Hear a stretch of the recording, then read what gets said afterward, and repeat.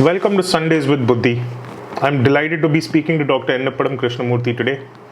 He's a thought leader, visionary, and a pioneer in the field of neuropsychiatry. With a distinguished career spanning over the better part of 3 decades and having touched the lives of tens of thousands of patients in the need of care, not more than a handful of people on the planet understand the human brain and its inner workings in the way that he does. There are over 1 million reported new cases of autism spectrum disorder each year. Today, and here on this podcast with Dr. E.S. Krishnamoorthy, we will shed some light on the lesser known aspects that surround the condition. Each year on 2nd April, it's known as World Autism Awareness Day. In your opinion, Doctor, tell us why you think it's so important and, a little bit more about the significance of World Autism Awareness Day. Thank you, Venkat. Good to be doing this with you today. Autism spectrum disorders are among the most common and most disabling conditions that affect young people and children in particular, because they manifest between the ages of 2 and 5. Okay. The way these disorders affect people are that they affect language, they affect communication, they affect socialization, and they affect emotional expression. So here you have a child who appears to be quite normal when you look at the child at first sight. Yet the child fails to make eye contact with you. The child is unable to speak to you freely. The child has great trouble developing language often. And the child does not feel the need to emotionally interact. Children do emotionally interact with their parents and with other people that they love or they grow to love.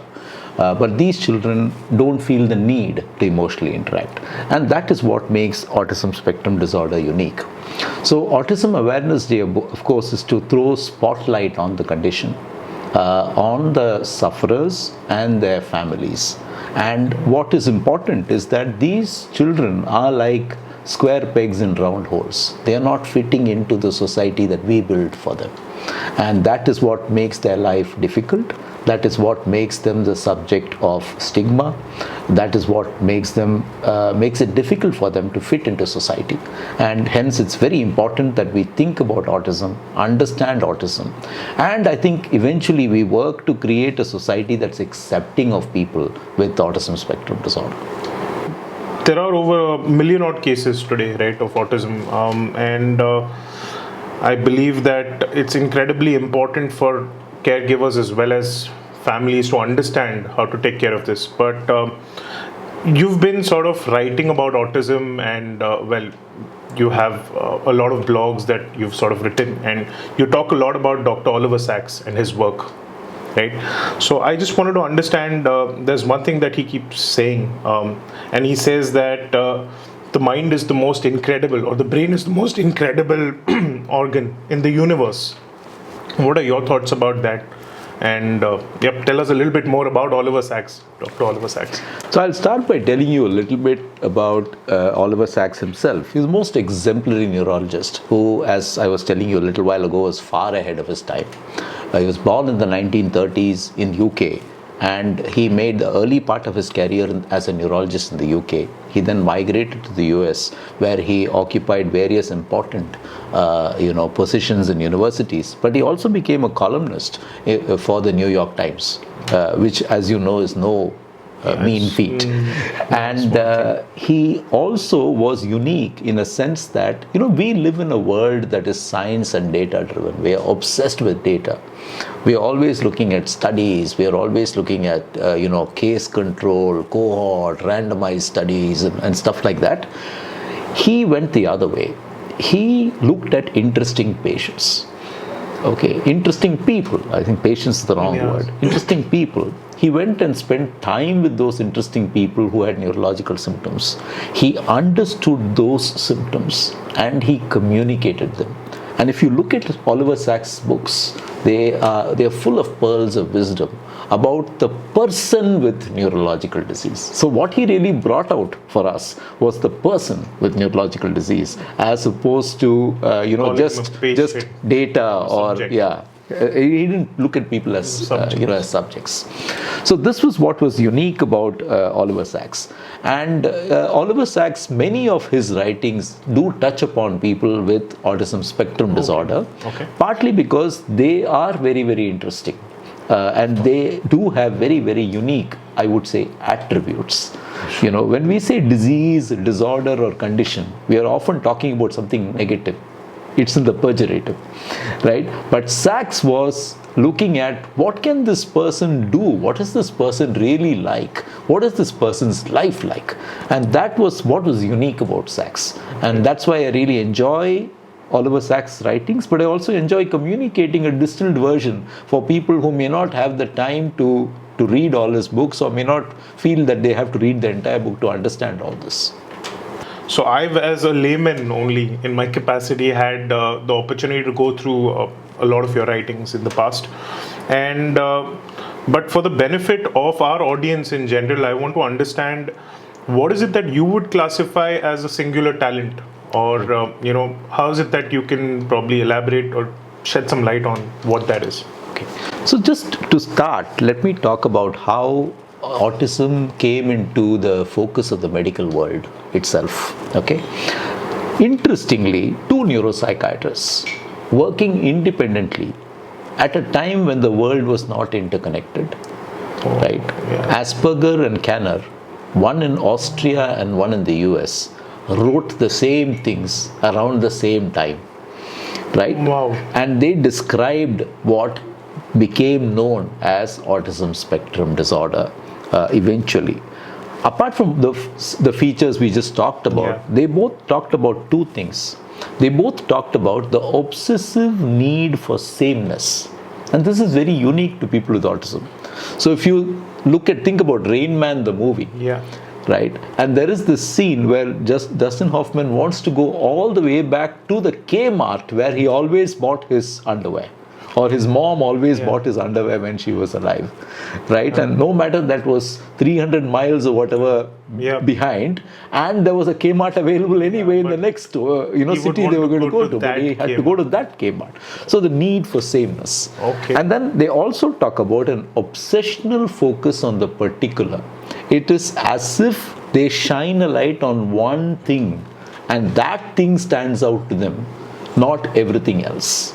Okay, it's like we're sitting here and talking, there's a shelf, there are a load of books, there's a Buddha.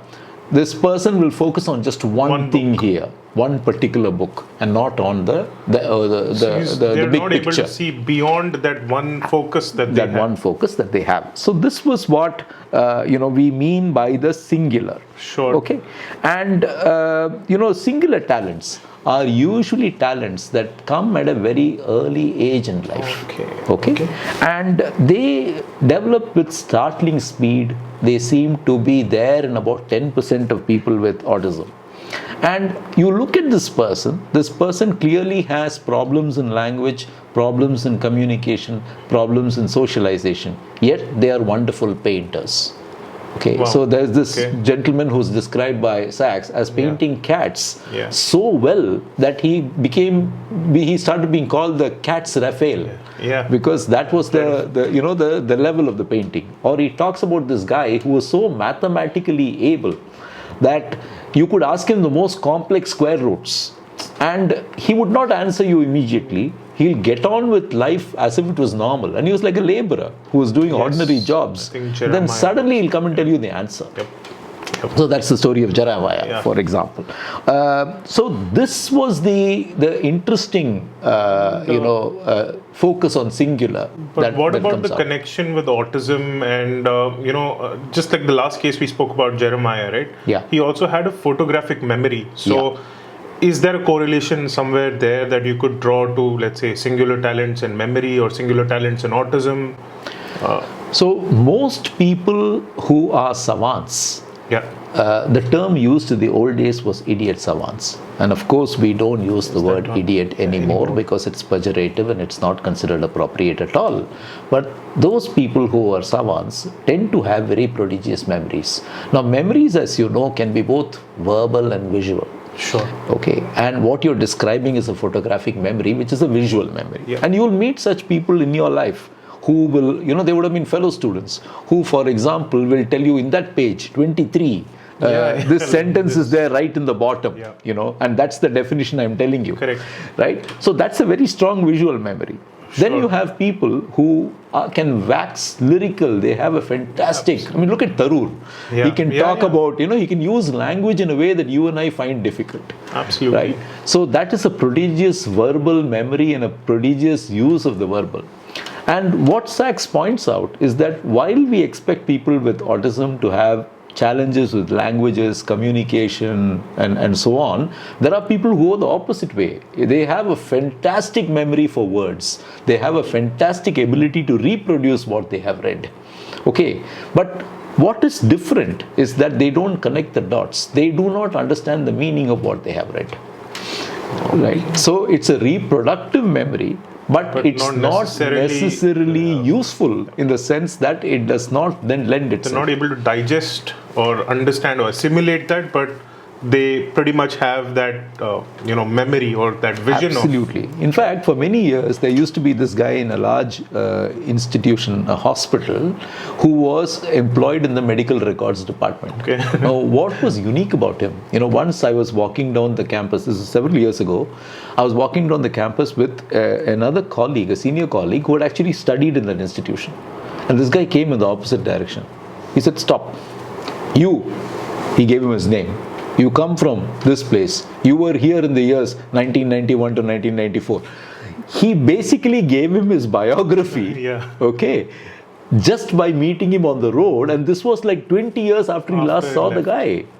Okay, so that is a prodigious memory and a focus on the particular. And he was perfect fit in the medical records department, because if you lost your records, he'll tell you, you so-and-so came in this time.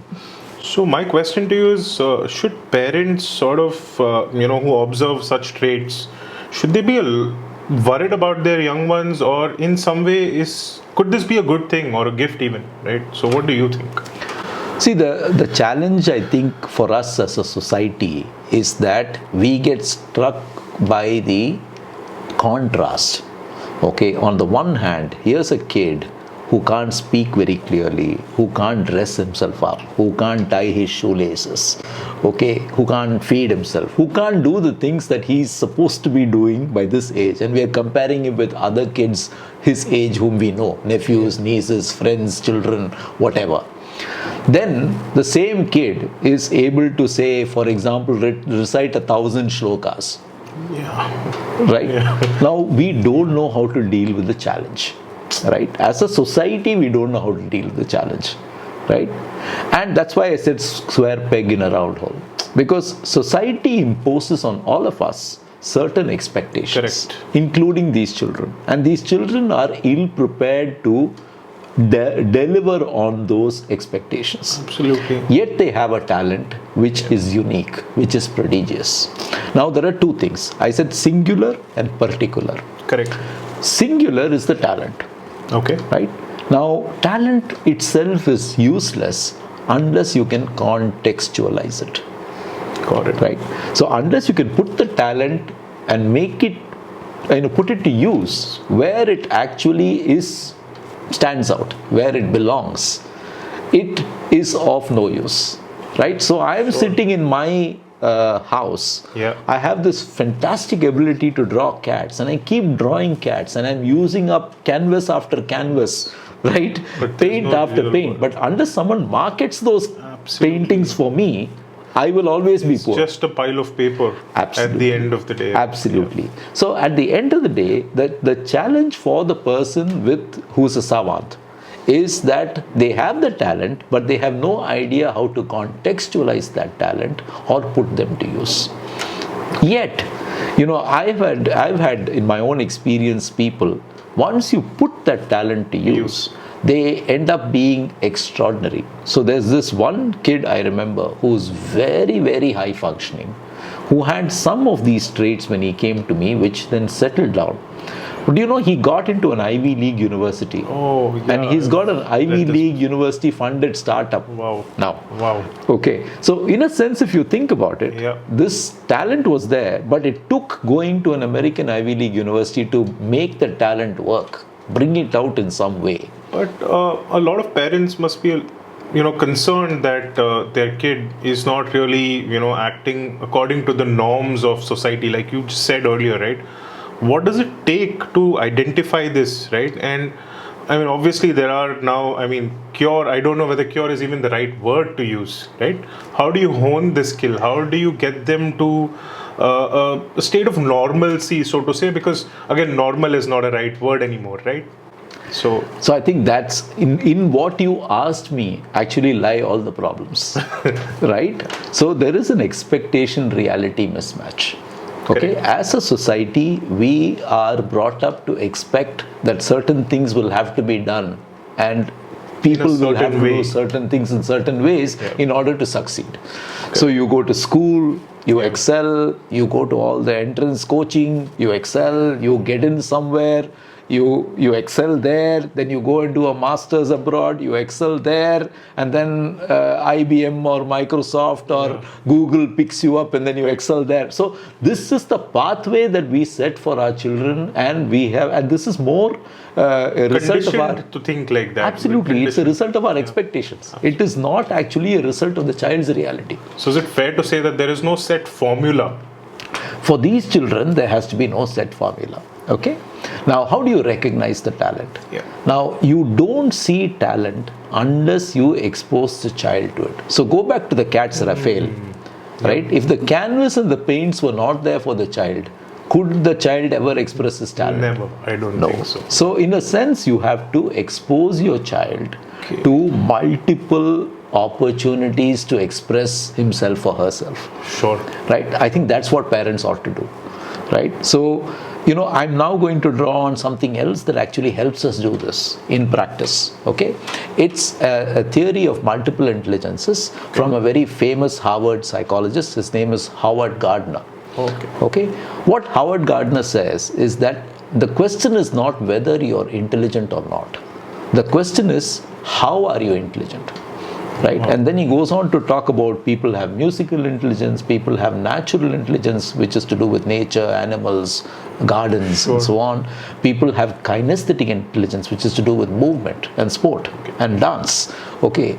People have mathematical intelligence, people have linguistic intelligence, people have various kinds of intelligence. There are even people with intrapersonal intelligence, that is, I understand myself very well. And there are people with interpersonal intelligence, I can get on very well with other people. Right? So all these different types of intelligence need to be thought about in any youngster, not just the savant, not just the child with autism spectrum disorder. And once you understand what intelligences that child has, then you are in a position to help that child, flower, grow those intelligences. Play on their strength, basically. Absolutely, play on their strengths. Yeah. And therefore, for parents to understand what their child can do, whether the child has autism spectrum disorder or not, they need to expose the child to all those different intelligences in order to find out what is that child's talent. Now then there's something else that happens. Okay, the social expectations come in, or the social mindset comes in, right? Or what are you going to do with dance? Okay, it's a very classic way in which people respond. You can't make a career out of dance.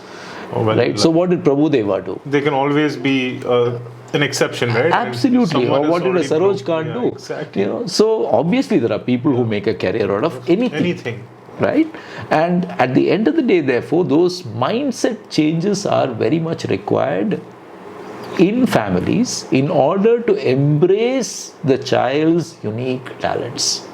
Okay, then what the family will have to do. Now, how do you make that focus on the singular?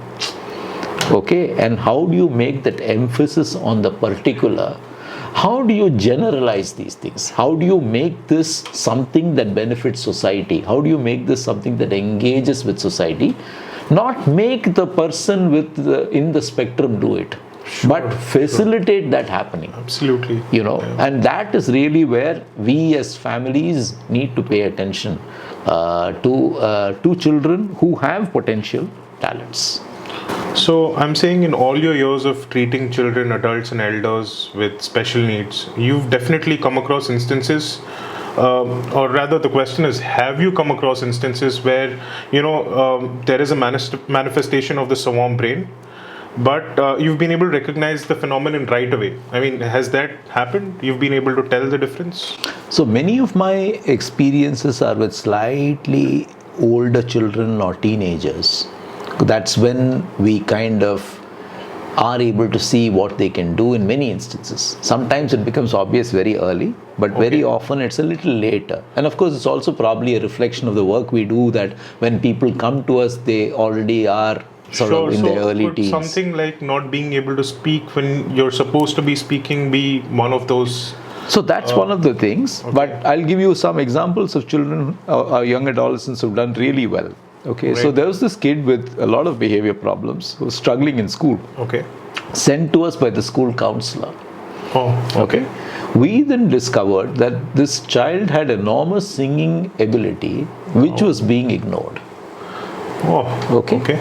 Once that ability got harnessed, not only did he start winning his school competitions, he acquired a girlfriend.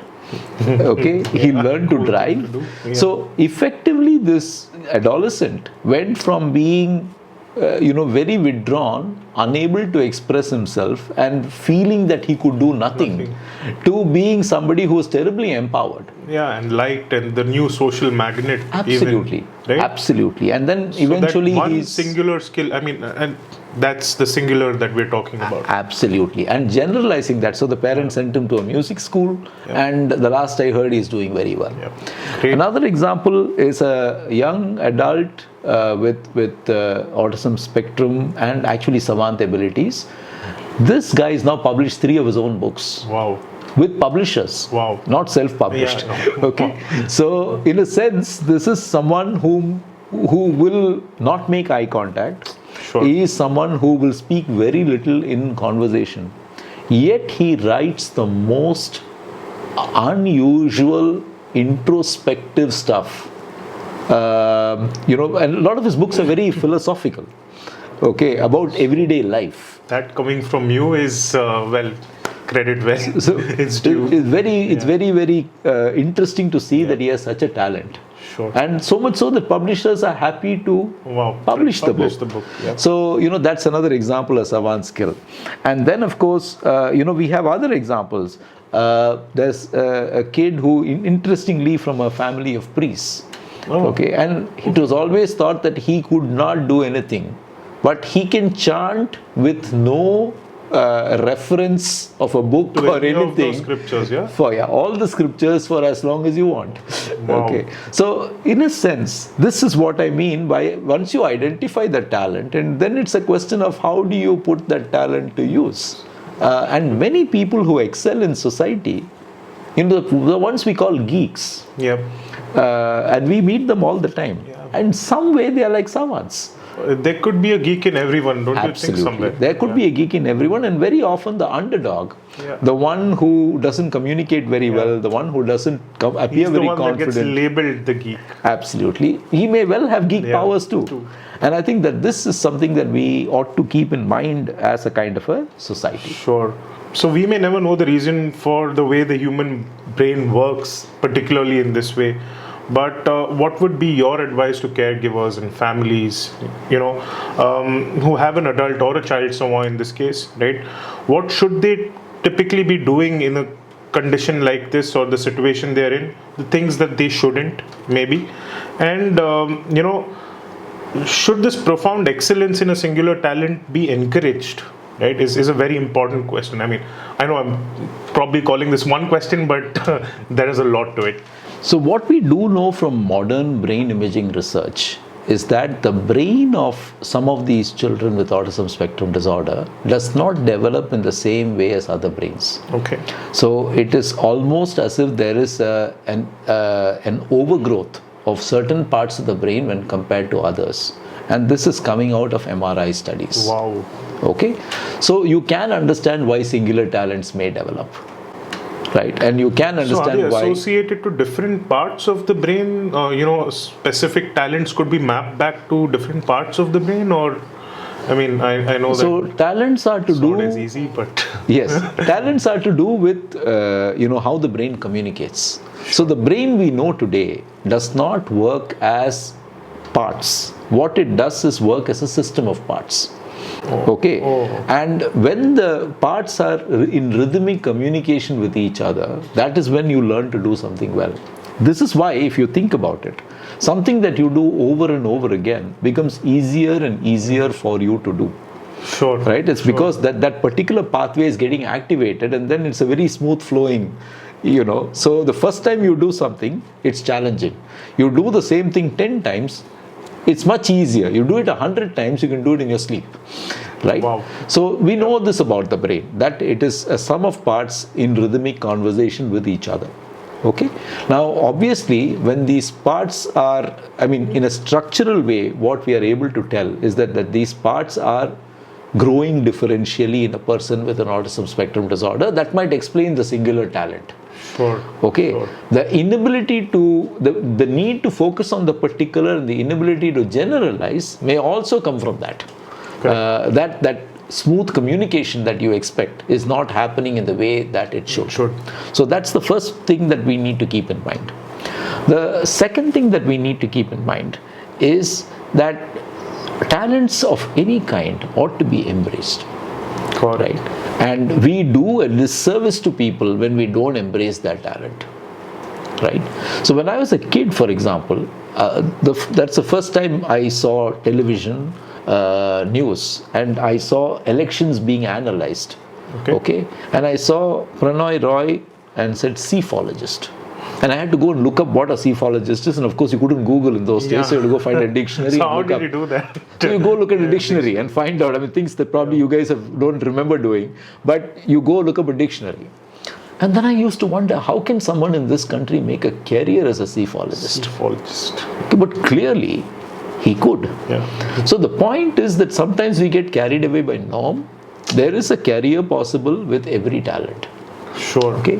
Once you identify what the talent is, then you need to find a way to help the talent express itself. Okay.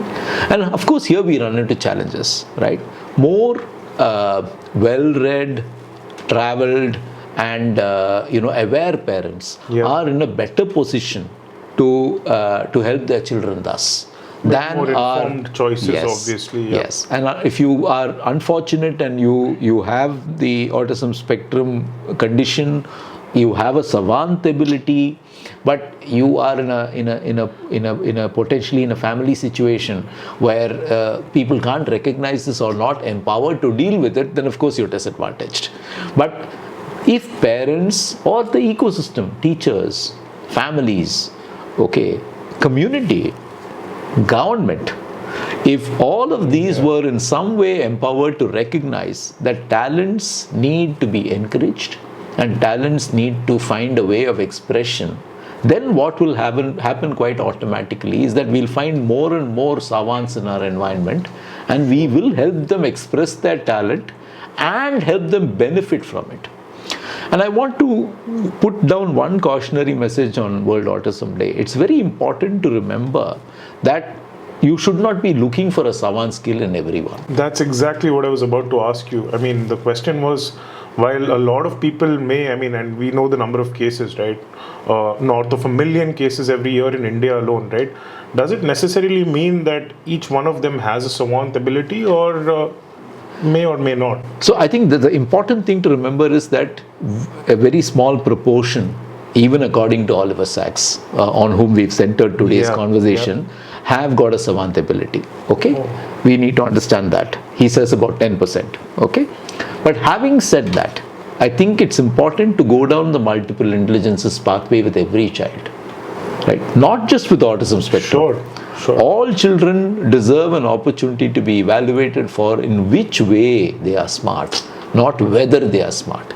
Because if you go down this Absolutely. pathway that every child is smart, in fact, every human being is smart in a certain way, then obviously success, as we see it in the world, is about bringing that smartness out. Absolutely. And I think that is probably the most important message for parents who have children who are intellectually challenged or have an autism spectrum disorder, Or maybe even just a difficult child. or maybe just a problem child, right? In all these circumstances, don't look at what your child cannot do. The society at large needs to have this mindset, right? They need to change the way that they think about the certain predisposed conditions or the conditioning that we've been doing all this while, right? So there's no set formula, like you rightly said. Absolutely. So out of your experience helping, thousands of such families and children actually deal with these situations, right? What other conditions do you think savants are actually predisposed with? So it has been described in people with what we call intellectual disability, not necessarily having autism spectrum traits.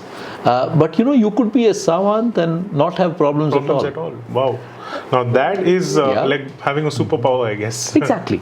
And I think we know these very successful people in society who have no other problems, Like but the they human have a particular... calculator, for instance, maybe? For Could she example. be one of... I wouldn't want to speculate about individuals, but what I would say in general is that you could be someone with no diagnosable brain or mind problem and be a savant too. Wow. That is entirely possible. Wow. So, and of course, there is a tendency to kind of look at being a savant as a problem.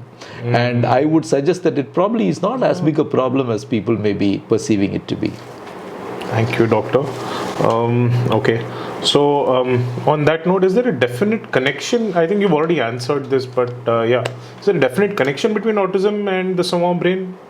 Maybe or maybe not in this case. I think the way I would think about this is that a very large proportion of people who are identified to be savants or who demonstrate the character of savantness, if you may call it that, a very large proportion will be people who probably have a form of autism spectrum disorder. And I think that's the way to think about it. Okay. What are the most common ways in which autism spectrum disorders actually, are diagnosed here or detected in adults and children? If you could shed some light on that. Sure. So I think, the challenge, of course, is that like a blood sugar test or a blood pressure test or a tumor test where you do a scan, you don't have tests like that for autism spectrum disorder, right? So the kind of tests we have are 2 or 3-fold. One, of course, is good old clinical sense. A person who is practicing with a number of children, who is able to sense and diagnose clinically that this child probably has autism spectrum disorder. And it's very important not to undervalue that. That actually is of a huge value. And that's how doctors work world over on clinical sense. Okay. Then, of course, we have psychological tests, which are structured tests. And these will be questionnaires, checklists, and inventories that we give people, and we score them on those questionnaires, checklists, and inventories, and we have cutoff scores above which you can be diagnosed as having the condition. Okay. And now the important thing with psychological tests is how relevant is the test in your culture. Right. Sure. And in India, we're fortunate, we have an Indian scale for the assessment of autism too, Wow. which can be used to make this diagnosis. Okay. And just to round that whole discussion off, the thing to remember, therefore, in assessing a child, apart from particular features that we are talking about, intelligence and cognition have to be assessed. Motor function, neurological function, which includes both gross motor and fine motor, has to be assessed. And language has to be assessed. Emotional expression, socialization has to be addressed. Which is why these assessments are seldom done by individuals. This is the work of a multidisciplinary team. And that's really what we specialize in at Buddhi Clinic, that you need a team of people to see your child in order to properly assess what the challenges are for that particular child, if any. So essentially, would it be right to say that behavioral issues are just one part of the entire thing? I think you need to go beyond that, and like you said, holistic is the approach. Fair, doctor. Yep. So, last question, I think a lot of parents would want to know. I know that we have sort of gone or delved into this in detail, but career options for someone, right? I mean, that's something that parents would always want to think about. What are your suggestions? And I'm sure you've already shown us, examples of where people have excelled and done the unthinkable even, right? But on an average, what should parents be expecting a Savant child for their career and their future? Just that. Yeah. I think it's something that concerns people greatly. What will my child do for a living? What will my child to support himself in the long term? And the way I think about this is you need to identify the talent. You need to see how that talent can be made use of in society. You need to put in place a structure that will help that. Now, I'll give you an example.